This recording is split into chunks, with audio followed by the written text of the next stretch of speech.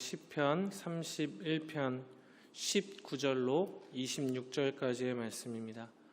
제가 가진 성경으로는 구약성경 824페이지에 있고요. 시편 31편 19절로 24절까지의 말씀입니다.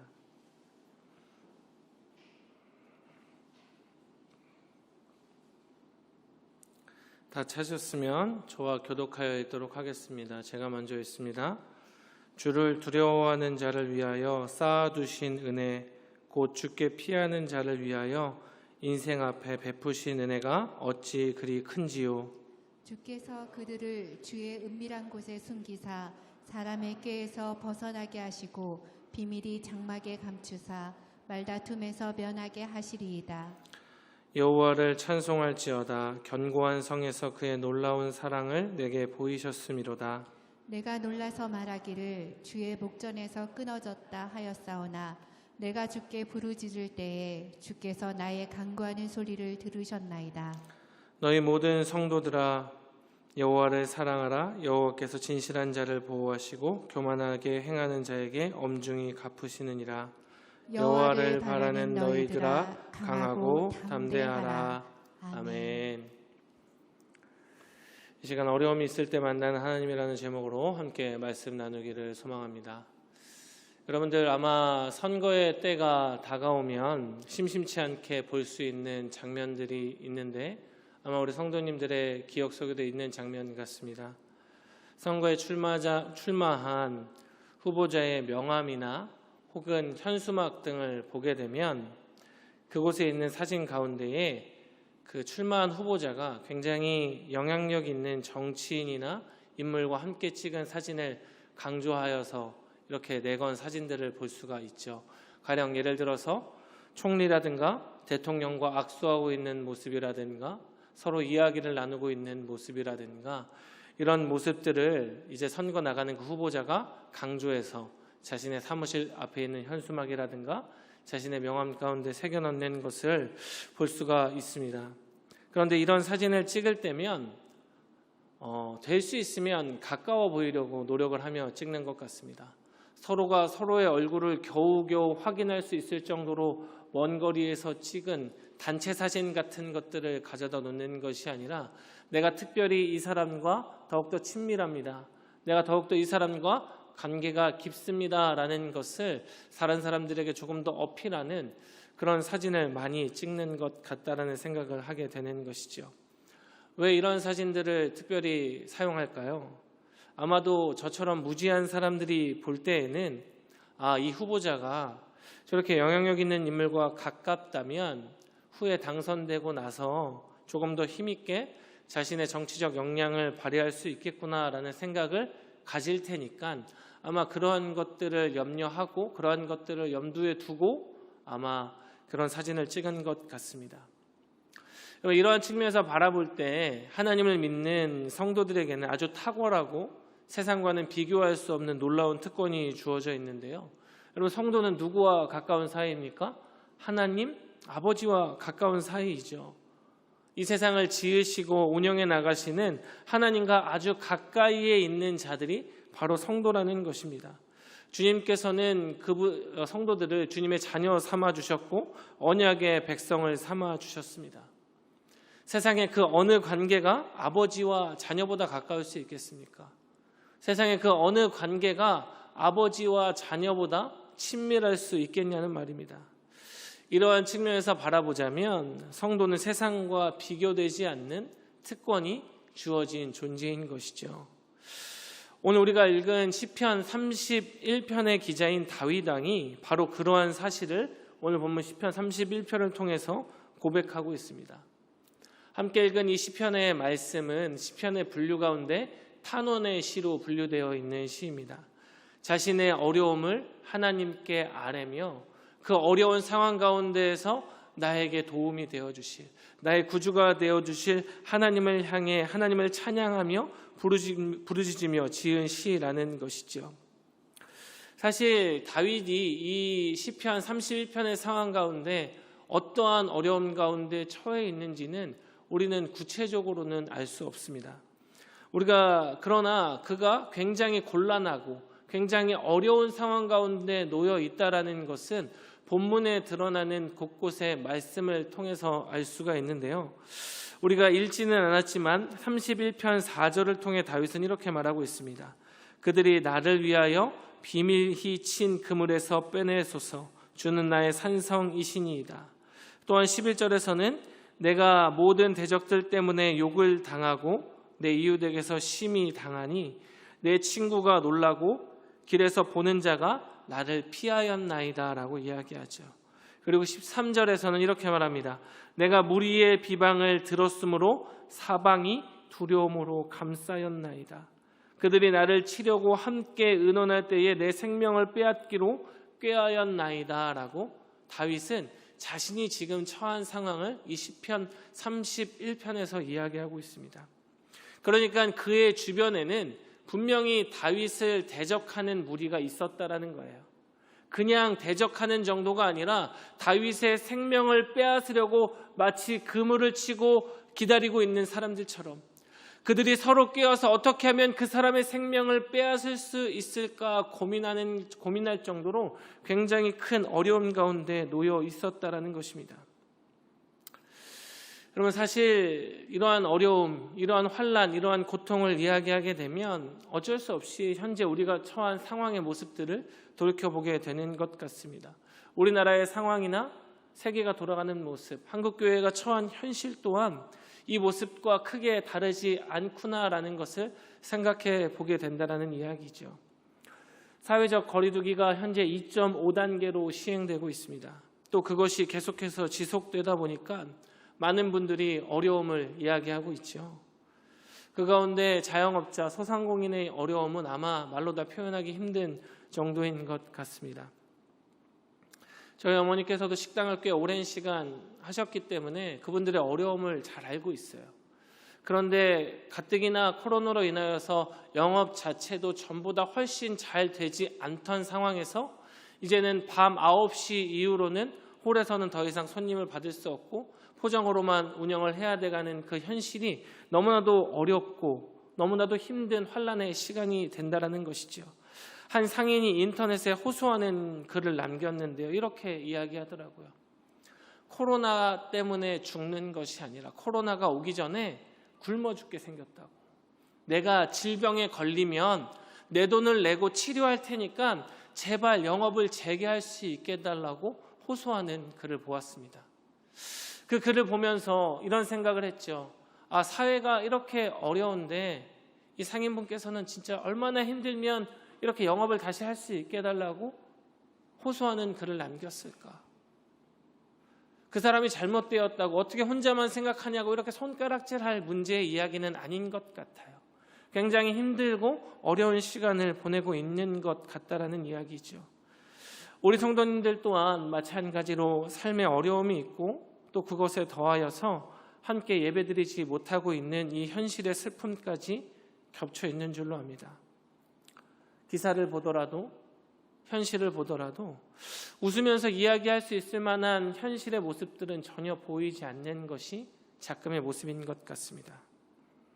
그런데 오늘 시편을 기록하고 있는 다윗은 제가 앞서 말씀드렸듯이 영향력 있는 사람과의 친밀함을 자랑하는 정치인들처럼 다윗 자신이 얼마나 하나님을 의지하고 하나님을 신실하게 믿고 있는지를 고백하고 있습니다. 내가 주님과 이만큼이나 가깝습니다. 내가 여전히 주님을 의지하고 주님께 의존하고 살아가고 있습니다 라고 이야기하고 있는 것이죠. 31장 1절에 보면 이렇게 이야기하고 있습니다. 그는 무엇이라고 이야기하냐면 여호와여 내가 주께 피하오니 3절에서는 주는 나의 반석과 산성이시니 라고 이야기합니다. 또한 5절에서는 무엇이라고 말합니까? 진리의 하나님 여호와여 나를 속량하셨나이다 라고 이야기하고 있죠. 우리 이 14절 말씀을 같이 한번 읽어봤으면 좋겠는데요. 14절 말씀 함께 읽어보도록 하겠습니다. 시작. 여호와여 그러하여도 나는 주께 의지하고 말하기를 주는 내 하나님이시라 하였나이다.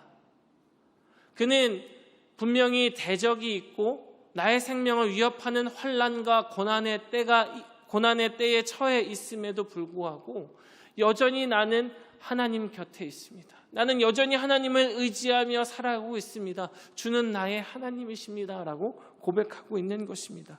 여호와여 그리하여도 나는 주께 의지하고 말하기를 주는 내 하나님이시라 하였나이다. 이렇게 이야기하고 있는 것이죠. 사실 앞서 말씀드렸던 그 정치인들의 모습은 그저 겉으로 보기에 좋은 모습으로 포장된 그러한 관계일지 모르지만 여러분, 성도와 하나님과의 이 친밀함, 성도와 하나님과의 이 떼어놓을 수 없는 관계는 영원히 지속되는 관계입니다. 다윗은 그것을 알고 있었던 것이죠. 그렇기 때문에 어떠한 어려움이 찾아온다 할지라도, 세상이 나를 강하게 짓누르는 그 환난의 때가 찾아온다 할지라도 여전히 그는 하나님을 의지하고 있음을 말씀을 통해 고백하고 있는 것입니다. 여러분, 제가 사실 말씀을 준비하면서 이런 생각이 들기도 했었습니다. 혹시라도 이 이야기를 듣고 있는 우리 성도님들의 마음 가운데 너무 힘들고 너무 어려워서 그 마음까지도 닫혀버려서 혹시라도 이런 이야기를 들을 때면 목사님은 우리가 얼마나 힘든지 잘 모르셔서 그렇게 이야기하시는 거예요. 주를 의지한다고 기도한다고 해서 지금 내가 주어진 상황이 더욱더 나아지는 것도 아니고, 지금 나에게 처한 이 현실이 극복되어지는 것도 아니고 단번에 해결되어지는 것도 아니지 않습니까? 목사님은 목회자이니까 이렇게 어려운 때에 주님을 의지할 수 있어야 한다라고 이야기하고, 우리가 부르짖으면 응답받을 것이라고 이야기하는 그 틀에 박힌 뻔한 말이나 전하는 것 아닙니까? 라는 그러한 마음이 혹시라도 우리 성도님들 가운데 들 수 있지 않을까. 그래서 이 설교의 말씀이 거짓된 위로나 격려의 말씀으로 들리지 않을까 하는 염려가 저희 가운데 들기도 하였습니다. 사실 우리 믿는 성도들은 이 고통과 환난, 어려움에 대하여서 믿지 않는 자들보다 조금 더 많은 지식을 갖고 있는 것처럼 보이기도 합니다. 그래서 때로는 누군가에게 어려움이 찾아온다면 당신에게 어려움이 찾아온 것은 당신의 죄 때문이라고, 어서 돌이키고 하나님께로 돌아오라라고 권면할 때도 있고, 혹은 당신의 기도가 부족하기 때문이다라고 이야기하며 부르짖을 것을 권면하기도 합니다. 하나님께서 이 고통을 통하여서 당신을 사용하기를 원하고 당신을 향한 계획이 있다라고 이야기하며 위로의 말을 전하기도 하죠. 그러니까 세상의 사람들보다 조금 더 고통과 환난에 대해 더욱더 깊이 있는 지식이 있는 것처럼 보일 때가 있다라는 이야기입니다. 그런데 안타깝게도 여기서 한 가지 간과하는 것은 무엇이냐면, 여러분, 고통을 아는 것과 실제로 겪는 것 사이에는 엄청난 괴리가 존재한다라는 이야기죠. 그래서 혹시라도 말씀을 준비하면서 우리 성도님들께서 이 시편의 고백을 마치 위선 가득 찬 위로처럼 들으시면 어떡하나라는 고민을 했던 것도 사실입니다. 그러나 사랑하는 성도 여러분, 다윗이 바로 그 어려운 때에 만났던 하나님, 그 절체절명의 상황 속에서 나에게 역사하셨던 하나님을 오늘 본문을 통해서 찬양하고 고백하고 있죠. 그리고 그 다윗에게 역사하셨던 하나님께서는 여전히 오늘날 우리에게도 동일하게 동행하여 주시고 역사하고 계시는 하나님이십니다. 그렇다면 중요한 것은, 다윗은 어떻게 그렇게 사방이 나를 에워싸고 있는, 그물로 친 것 같이 나를 잡으려고 쫓아오는 그 순간에도 여전히 주님은 나의 하나님이다라고 고백할 수 있었을까? 나에게는 너무나도 어려워서 이 말씀도, 듣는 설교도, 내가 읽는 말씀도 마치 거짓된 위선처럼 들릴 정도로 나를 이렇게 짓누르는 상황 가운데 내가 놓여 있는데, 다윗은 어떻게 그 상황 가운데 주는 나의 하나님이다라고 고백할 수 있었을까? 우리는 어떻게 그러한 믿음을 닮아갈 수 있는 것인가 하는 이 부분을 오늘 말씀을 통해서 함께 나눠보고자 합니다. 오늘 본문 19절 말씀을 함께 읽어보기를 원하는데요. 본문 19절 말씀 함께 읽어보도록 하겠습니다. 시작. 주를 두려워하는 자를 위하여 쌓아두신 은혜, 곧 주께 피하는 자를 위하여 인생 앞에 베푸신 은혜가 어찌 그리 큰지요. 아멘. 다윗은 무엇이라고 이야기하냐면, 주를 두려워하는 자를 위하여 쌓아두신 은혜, 곧 주께 피하는 자를 위하여 인생 앞에 베푸신 은혜가 크다라고 19절의 말씀을 통하여서 이야기하고 있습니다. 다윗은 어려움 속에 있었고 환난과 고통 가운데 있었지만 그가 진정으로 두려워할 수 있었던 것은 나에게 어려움을 가져다주는 세상이 아니라 그럼에도 불구하고 그는 여전히 하나님을 두려워하고 있었어요. 왜요? 세상보다 크신 이가 하나님이라는 사실을 그는 누구보다도 잘 깨달아 알고 있었기에 그가 여전히 두려워해야 하는 것은 나를 억누르는 세상이 아니라 그 세상을 운영해 나가시고 그 세상을 창조하신 하나님 아버지라는 사실을 알고 있었던 것이죠. 그래서 이야기하는 것입니다. 주를 두려워하는 자를 위하여 쌓아두신 은혜, 곧 주께 피하는 자를 위하여 인생 앞에 베푸신 은혜가 어찌 그리 큰지요. 여러분, 여기서 주를 두려워한다라는 것은 우리말로 번역할 때에 경외라는 단어로 함께 사용할 수 있을 것입니다. 이 성경에서 말하는 두려움과 경외의 뜻은 무엇이냐면요, 하나님의 거룩하심으로 인해 떨리는 두려움과 이끌리는 사랑을 하나님을 향한 두려움이라고 성경은 이야기합니다. 우리 준비된 PPT가 있으면 좀 보여줬으면 좋겠는데요. 성경에서 이야기하는 두려움과 경외의 뜻은 하나님의 거룩하심으로 말미암아 하나님의 그 거룩하심 앞에 서는 성도가 한낱 인간이 느끼게 되는 그 두려움과 그럼에도 불구하고 여전히 나를 이끌어 주시는 그 사랑 때문에 두렵지만 곁에 있고 싶은 거예요. 두렵고 떨리지만 그의 곁에 있고 싶은 것, 이것이 성경에서 말하는 경외, 성경에서 말하는 두려움입니다. 이 표현을 이제 라틴어로는 티모로 트레메스 에트 아모로 파시나스라고 이야기합니다. 물론 제가 이렇게 읽어도 이 말이 틀렸는지 맞았는지 우리 성도님들께서 잘 모르시니까 제가 자신감 있게 읽었습니다. 여러분, 이 라틴어의 뜻이 무엇이냐면 하나님의 거룩하심으로 인하여서 그 앞에서 성도가 섰을 때 생기게 되는 두렵고 떨리는 마음. 그런데 이것만 있는 것이 아니라 그럼에도 불구하고 나를 사랑하시는 그 하나님의 은혜 때문에 여전히 그의 곁에 있고 싶은 이 이중적인 감정을 성경에서는 두려움, 경외라고 이야기하는 것입니다. 다윗은 이것을 아는 자였어요. 세상보다 큰 자가 하나님이지만 그럼에도 불구하고 하나님 곁에 있고 싶은 거예요. 세상을 이기시는 하나님을 알고 있었기에 여전히 그를 두려워했고 그의 곁에 있고 싶었던 그 다윗의 고백이 오늘 본문 19절에 담겨져 있는 것입니다. 그런데 앞서 이야기 드렸던 것처럼 어떠한 사람들이 이러한 마음을 품을 수 있느냐? 다윗과 마찬가지로 세상보다 하나님이 크신 존재라는 사실을 아는 자, 믿는 자들이 하나님을 두려워할 수 있는 것이고 하나님을 경외할 수 있는 것입니다. 세상을 두려워하고 처한 현실에 무너지는 사람들은 여전히 굴복하고 타협하며 하나님을 두려워하는 것이 아니라 세상의 힘에 벌벌 떨어가며 살게 돼요. 더욱더 위축되게 되고 더욱더 작아지게 됩니다. 그러나 그럼에도 불구하고 여전히 세상보다 큰 하나님을 아는 자들, 그를 신실하게 믿는 자들, 하나님을 두려워하는 자들은 하나님을 두려워하지만 그럼에도 불구하고 그를 주로 고백할 수 있게 되는 것이죠. 세상을 경외하는 자들은 하나님을 만날 수가 없습니다. 그러나 다윗은 어려움이 있던 바로 그때에 주를 의지하였고 주를 두려워하였습니다. 그런 다윗을 하나님께서는 그 어려운 때에 만나 주셨고 그의 인생 앞에 베푸신 은혜가 있었다라고 고백하는 것이죠. 여러분, 혹시 어려움 가운데 있으십니까? 고통 가운데 있으십니까? 바로 그때가 여러분 하나님을 두려워할 때, 하나님을 경외할 때입니다. 세상에 굴복하는 순간이 아니라 하나님을 두려워할 때이며 주님께서 우리를 위하여 쌓아두신 그 은혜를 경험할 시간이 바로 그 시간이라는 것을 깨달으며 나아가는 우리 성도님들 되었으면 좋겠습니다. 또한 다윗은 20절에서 21절을 통하여서 이렇게 이야기하고 있습니다. 우리 같이 한번 읽어볼까요? 20절, 21절입니다. 시작.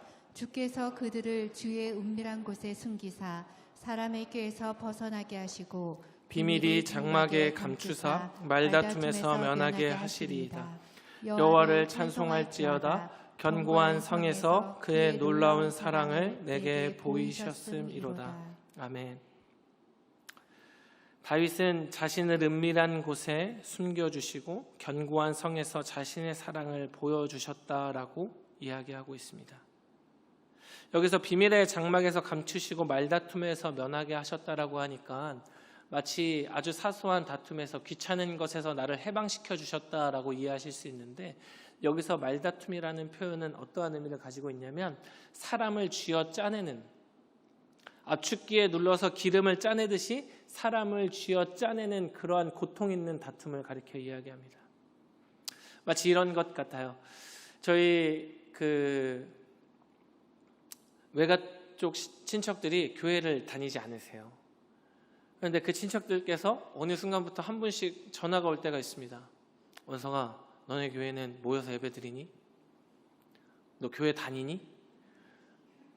교회 나가고 있니? 목사한테 그렇게 전화가 옵니다. 나가지 말라고. 모여서 예배드린다 그러면 가지 말라라고. 안심을 시켜드리기 위해서 이야기합니다. 저희 실제로도 그렇게 하니까요. 저희 비대면으로 예배드리고 온라인으로 예배드리고 있습니다. 근데 그런 이야기하는 게 되게 슬퍼요. 교회를 다니지 않는 친척들, 친구들, 지인들한테 그런 전화를 받는 현실이 너무 슬픕니다. 막 여기서 성경에서 이야기하는 말다툼이라 그래서 막 나에게 무엇인가 윽박지르고 나를 무너뜨리려고 하는 것이 아니라 그냥 그런 말 한마디가 그렇게 되어버린 세상의 현실들이 너무나도 나를 힘들게 한다라는 것이죠. 그런데 성경은 무엇이라고 이야기합니까? 주님께서 그러한 자들의 비밀한 곳에 감추어 주신대요. 그 고통 가운데 있는, 그 힘든 가운데 있는 사람들을 향하여서 자신의 견고한 성에서 자신의 사랑을 내어 보여주신다라고 오늘 시편의 다윗은 이야기하고 있는 것이죠. 여러분, 사람에게 견디기 힘들고 어려운 순간이 찾아왔을 때 느끼게 되는 감정 가운데 하나가 무엇이냐면 외로움이라는 감정이에요.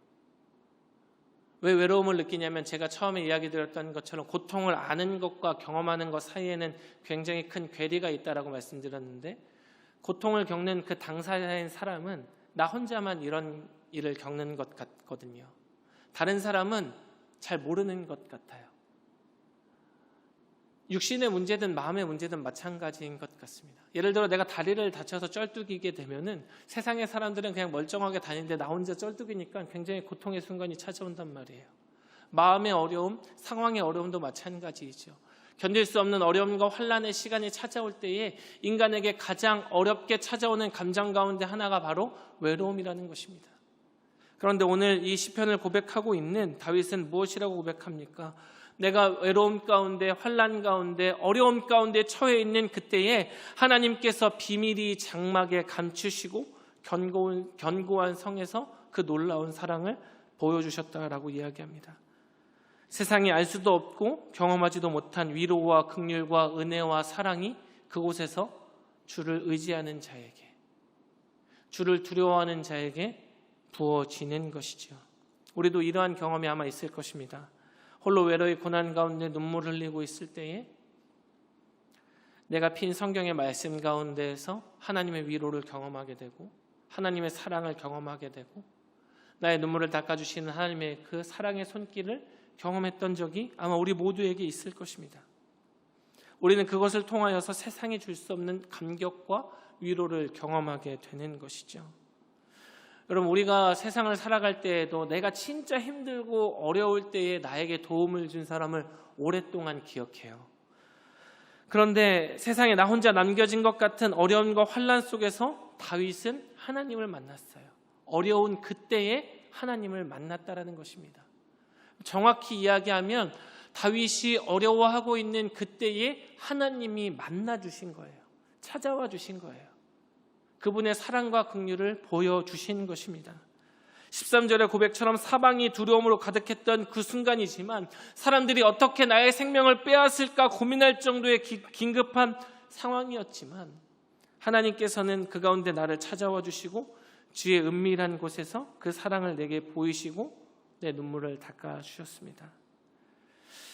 무엇인가 극단적으로 상황을 바꾸어 주시고 내가 이길 힘을 주셔서 능히 그들을 물리칠 수 있기 때문에 내가 주님께 감사합니다. 그것이 아니라 어려운 그때에 여전히 나와 함께 하시는구나. 내가 환난의 때에 있을 때에도 여전히 나의 눈물을 닦아주시고 내 손을 잡아주시는 이가 하나님 아버지구나라는 사실을 다윗은 깨달아 알고 있었던 것이죠. 저는 말씀을 준비하면서 꽤 오래전에 읽었던 책이 떠올랐는데 우리 성도님들께서도 아마 많이 읽어보셨던 책일 것입니다. 미국의 필립 얀시라고 하는 기독교 작가가 쓴 내가 고통당할 때 하나님은 어디 계십니까? 라는 책입니다. 아마 많은 성도님들께서 읽어보셨을 텐데 그 책 가운데 보면 독일의 리거 목사님의 일화가 등장합니다. 중간의 부분을 제가 발췌해 왔는데요. 꽤 긴 부분이지만 함께 읽으면서 그 내용을 나누고 오늘 설교를 마치고자 합니다. 그 책에 보면 이런 내용이 있습니다. 제가 읽어드리겠습니다. 포로들은 한 달에 한 통씩만 편지를 받는 것이 허용되어 있었는데 그가 투옥된 지 꼭 한 달 되던 날에 부인에게서 첫 번째 소식이 왔다. 독일의 나치 수용소에 갇혔던 리거 목사님의 일화입니다. 검열관들에 의해서 조심스럽게 조각조각 오려진 편지에는 가족들의 소식과 그를 향한 그녀의 사랑이 적혀 있었다. 맨 밑에는 성경 구절이 적혀 있었는데 사도행전 4장 26절로 29절의 말씀이었다. 리거는 감옥에서 풀려나온 베드로와 요한의 연설 가운데 일부인 그 구절을 훑어보았다. 그날 저녁 리거는 신문자를 만나게 되어 있었는데 그것은 수용소에서는 가장 무서운 순간이었다. 그는 동료 그리스도인들의 이름을 대도록 강요받게 될 것이며 만일 그가 그 압력에 굴복한다면 동료들은 체포되고 죽음을 당하게 될 수도 있었다. 반대로 만일 그가 그 신문에 협조하기를 거부한다면 그는 곤봉으로 맞기 전에 정기 고문을 당하게 될 게 뻔했다. 그 성경 구절은 그에게 별 의미를 주지 못했다. 이와 같은 때에 하나님은 어떠한 도움이 되어 주실 수 있을까? 리거는 신문실 밖에 대기 장소로 옮겨졌다. 그는 떨고 있었다. 문이 열리고 리거가 한 번도 만나본 적이 없는 한 동료 목사가 나왔다. 리거를 쳐다보지도 않고 얼굴 표정도 바꾸지 않은 채 그 목사는 그에게로 걸어와 코트 주머니에 무언가를 슬쩍 집어넣고 가버렸다. 얼마 후 친위 대원들이 나타나 리거를 방 안으로 안내했다. 신문은 무사히 진행되었고 놀라울 정도로 신문이 쉬었고 폭력도 없었다. 막사로 되돌아왔을 때 리거는 긴장으로 온몸이 땀에 흠뻑 젖어 있었다. 그는 진정하려고 몇 분 동안 심호흡을 하고는 잠자리로 기어가 집을 뒤집었었다. 그때 갑자기 신문실 밖에서 만난 목사와의 일이 생각났다. 그는 주머니 안에 손을 넣고 성냥갑을 끄집어냈다. 아, 얼마나 친절한 행동인가. 성냥은 막사 안에서 돈으로 살 수 없는 귀한 물건인데 말이다. 그러나 속에 성냥은 하나도 없었고 접혀진 종이뿐이었다. 종이를 펴본 리거의 심장은 마구 뛰었다. 종이에 단정하게 쓰여진 내용은 사도행전 4장 26절로 29절의 말씀이었다. 그것은 하나의 기적, 하나님께로부터 온 메시지였다. 그 목사가 리거의 부인에게서 온 편지를 보았을 가능성은 전혀 없었다. 그는 그 목사를 알지도 못했다. 하나님은 자신이 여전히 살아계시며 여전히 힘 주실 수 있으며 여전히 신뢰할 만한 분이심을 증명하시려고 그 사건을 마련하셨던 것이다. 그 순간 이후로 크리스천 리거는 변했다. 그것은 많은 기적들 가운데 하나의 작은 기적이었으나 그 4년 동안 다카우에서 보게 될 잔악상, 살인, 그리고 인간의 악행이 흔들어 놓을 수 없는 바윗돌 위에 그의 믿음을 세워주기에 충분했다. 하나님은 나를 구해내시지도 내 고난을 쉽게 만드시지도 않았습니다. 단지 나에게 그분은 여전히 살아계시며 여전히 내가 여기 있다는 것을 아신다고 증명해 주셨습니다. 우리 그리스도인들은 함께 모였습니다. 우리는 이곳에 다른 사형수 목사들과 신부들과 함께 한 교회를 만들었습니다. 강제 초교파 운동, 우리는 그것을 그렇게 불렀죠. 나는 나의 경험만을 말할 수 있습니다. 다른 사람들은 다카오 때문에 하나님으로부터 돌아섰습니다. 내가 누구인데 그들을 판단하겠습니까? 나는 단지 하나님께서 나를 만나 주셨다는 것을 알 뿐입니다. 나에게 그분은 다카오에서도 충분하셨습니다. 꽤 긴 내용인데요.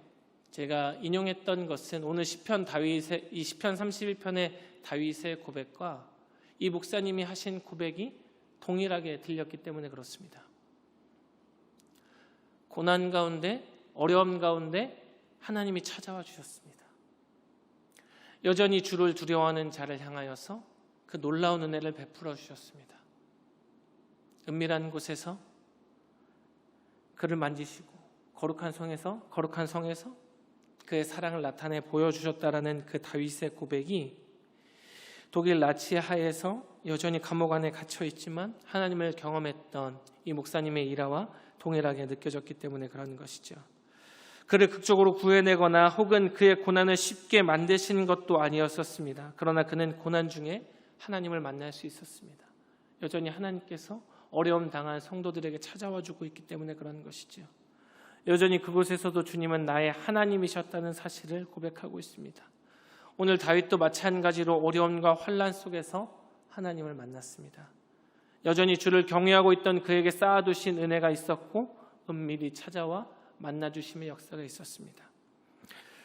오늘 말할 수 없는 어려움과 환난 가운데 있는 성도들이 있을 수 있지요. 한국교회가 바로 그러한 현실 속을 걷고 있는지도 모르겠습니다. 세상이 우리를 흔들어 놓으려고 하는 바로 그때에 우리 믿는 성도들은 피난처이신 주님께 달려갈 수 있어야 합니다. 거기에 감추어진 하나님의 선하심을 그곳에서 경험하게 되는 것이죠. 우리가 긴 터널을 지나가고 있는 이 순간 하나님을 경외하고 있는 자임을 입증할 바로 그 순간임을, 그렇게 살 수 있는 기회임을 기억하는 성도님들 되었으면 좋겠습니다. 다윗에게 역사하셨던 하나님께서 오늘 살아가는 우리 열방교회 모든 지체들의 삶의 모습 가운데에도 어려운 그 순간에도 여전히 찾아와 만나주고 계시고 은혜를 베풀어 주시고 사랑을 보여주시는 역사가 우리 열방교회 모든 성도들의 삶의 순간마다 모습마다 동일하게 역사해질 수 있기를 주님의 이름으로 축원드립니다.